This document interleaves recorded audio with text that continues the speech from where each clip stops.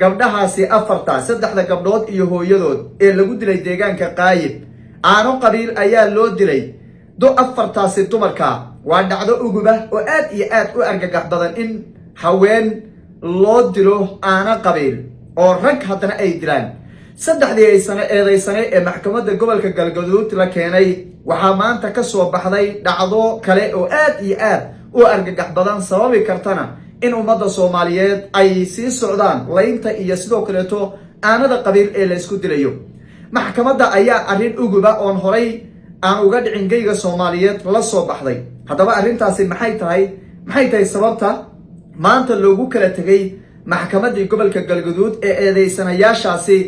la doonayay in markaasi laga soo saaro xukun ay ku qancaan labada dhinacba oo markaasi cadaalad loogu raadinayo afarta dumarka ee sida arxan darrada loogu dilay deegaanka qaayib maalmo ka hor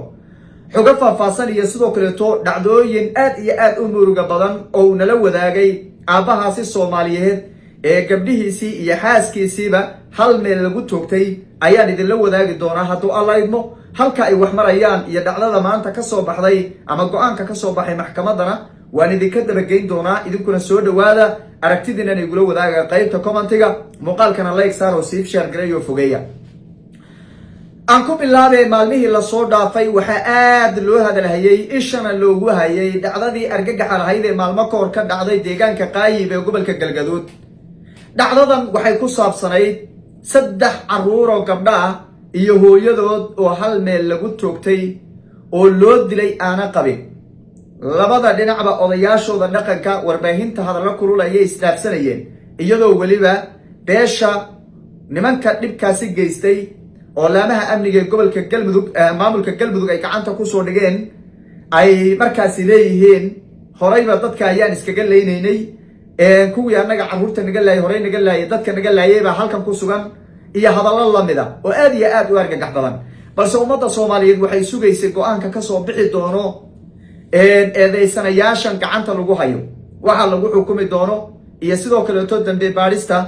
gobolka galgaduud ama maamulka galmudug iyo cadeymaha ay ku keenaan iyo weliba xukunka nimankaasi ku dhici doono ayaa la sugayay bal inta xukunkan oo arrimo la yaab leh maanta ay ku dhawaaqday maxkamadda aan dul istaagin dhacdadan bal aabaha Soomaaliyeed ay ku dhacday iyo waxa uu ka yiri aan wax yar inii dul maro meel baalada dheer la yiraahdo ayaan ku hoyday oo xaafadayda 3 kiiloomitir u jirta halkaas oo ay ku noolaayeen qoyskaygu waxaana u seexan waayay xaafadayda cabsi aan ka qabo in la ii dilo aana qabiil goor siqda dhexe ay tahay ayaan maqlay rasaas xooggan oo ka dhacaysa gurigeydii oo fiidnimadii xalay habeennimadii aan ka soo cararay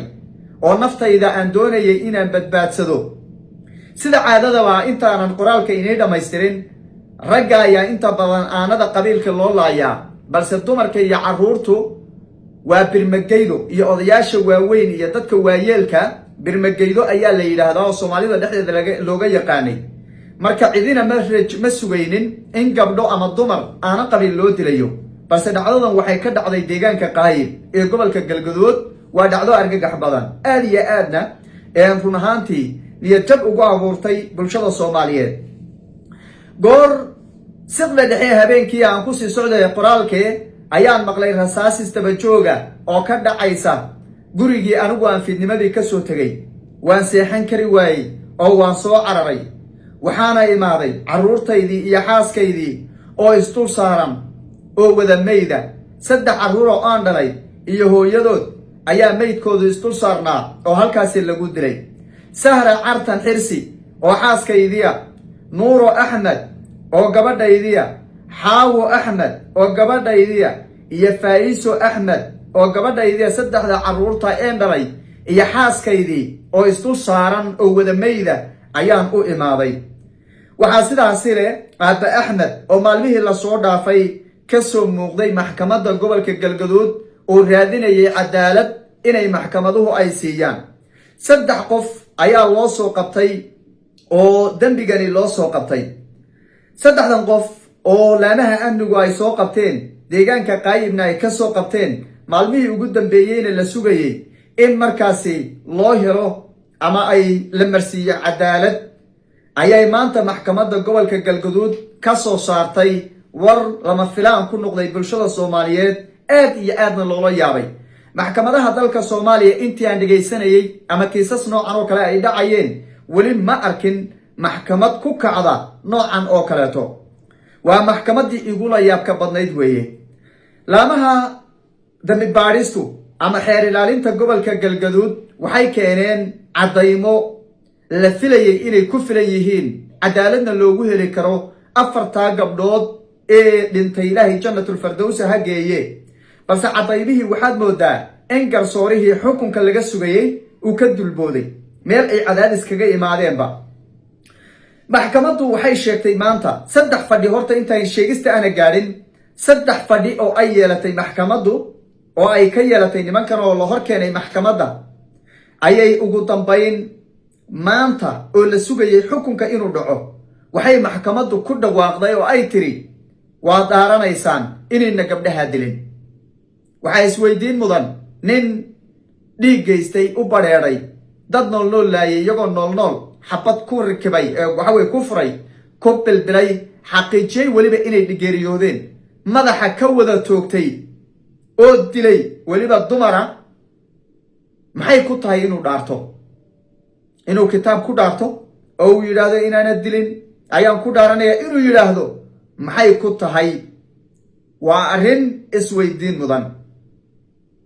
Aaba Axmed wuxuu yiri waxaan ku dhaaran karaa inay gabdhahayda ay dileen 3 nin ee hor taagan. 3 nin daris baan nahay waan isnaqaanaa markaan caradayayna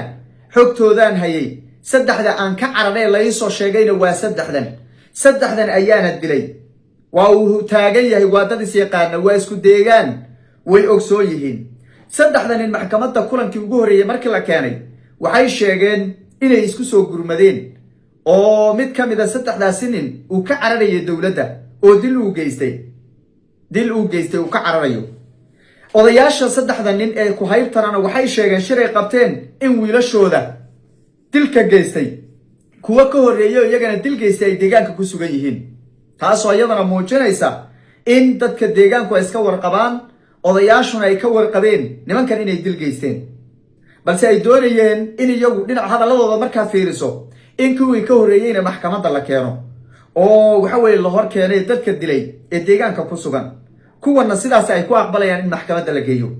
isku soo duuduub markaad fiiriso nidaamka ay wax u socdaan wiilashu way ku caddahay dilka inay geysteen. cadaymaha la keenay markaad fiiriso iyo dadka deegaanka naftarkooda sida ay isku yaqaanaan qirashadoodii ugu horeysay markaas ku dardarsato nimankan inay wax geysteen iyagu dileen oo dilkan ay geysteen way ku caddaay. nimankan waxaa lagu magacaabaa Cabdi Cismaan Ayuub Axmed iyo Gallad Maxamed. 3daasi ninba waa 3 nin ee inta badan ama cadaymaha la keenay ee dambi baadhistu ay keeneen ay ku caddi tahay dilka 4 gabdhood ee horay idinkula wadaagay. 3 gabdhood iyo hooyadood waa 3 gabdhood iyo hooyadood.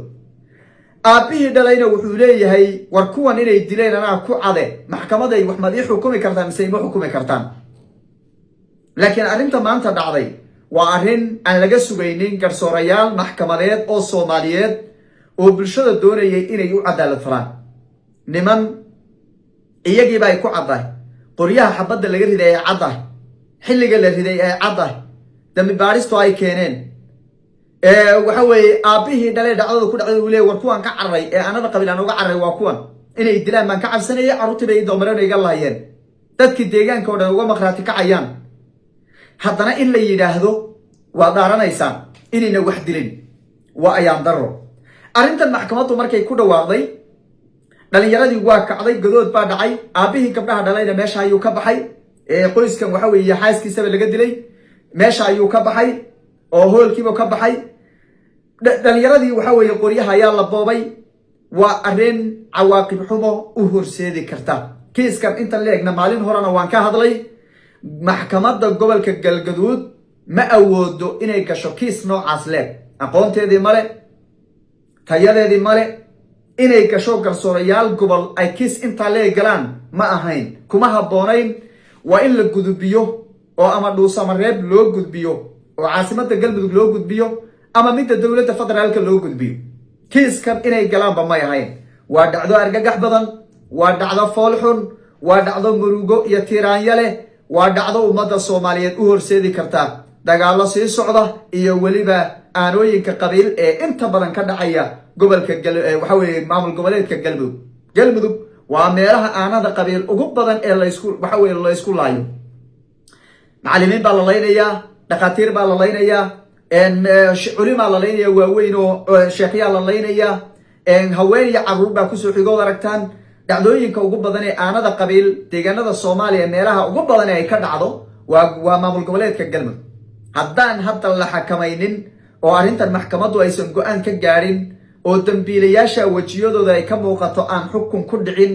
oo cadaalad aysan helin kuwii la laayay ama raggan ha laayaan ama kuwa kale ha laayaane aysan la helin cadaalad loo helin arrintan way sii daba dheeraan bulshada soomaaliyeedna saamayn badan bay ku yeelan waxaan leenahay cid walbay qusayso arrintaa ha la galo xalka ugu wanaagsan ee cadaalad loogu heli karo ninkaasi musiibadu ay ku dhacday ee carruurtiisii iyo xaaskiisiiba hal meel la dhigay